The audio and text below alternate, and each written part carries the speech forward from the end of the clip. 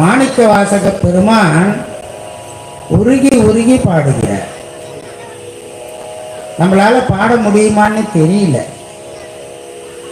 ஆனா ஐயா மாதா மாதம் திருவாசக முற்றோதல் பண்றாங்க. நான் வீட்டில இருந்தே அதை கேட்கறது ரசிக்கிறது உண்டு. அந்த உரைப்பு இருக்குது பாருங்க.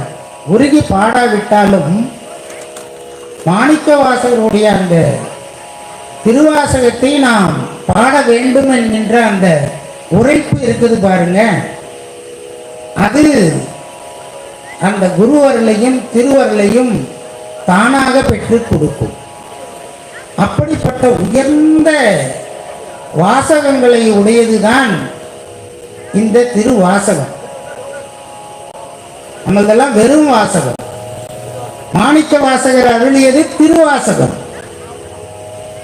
எப்படி அருளாளர்கள்லாம் பேர் வச்சிருக்காங்க பாருங்க. நம்மெல்லாம் பேசுறோமே, அதுக்கு திருவாசகம்னு வச்சாங்களா? சினிமாவில் டைலாக் எழுதுறாங்க, வசனம் எழுதுறாங்க, வெறும் வசனம். ஆனா மாணிக்க வாசகர் நமக்கு கொடுத்தது திருவாசகம். அந்த வாசகத்திலிருந்து ஒரு 8 வரி பாடல்,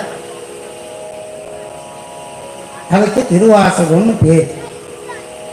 சாமி சொல்றாரு, நிறைய இடங்கள்ல சொல்லுவாரு. ஒரு பாடல் அற்புதமான பாடல். மாணிக்க வாசகர் சாமி கிட்ட நேரடியா பேசும்போது சொல்றாரு, சாமி எனக்கு அன்பே கிடையாது.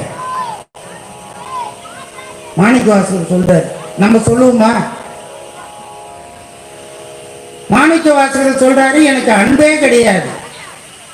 இந்த அன்பு இல்லை அப்படின்றது யாருக்கு தெரியும்னா, உனக்கும் எனக்கும் மட்டும்தான் தெரியும், வேற யாருக்கும் தெரியாது.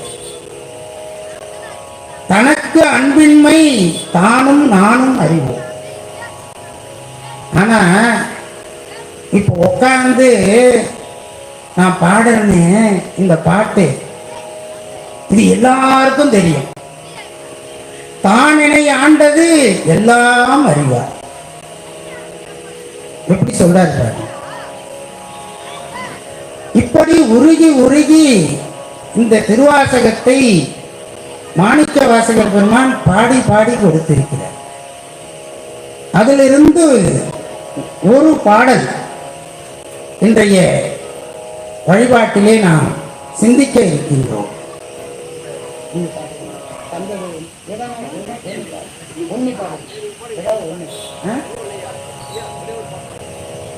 ஐயா திருவாசகத்துக்கு சொந்தக்காரர்னு சொல்லுவோம். ஐயா பாடினா நல்லா இருக்கும். ஐயா விருப்பமா ஒரு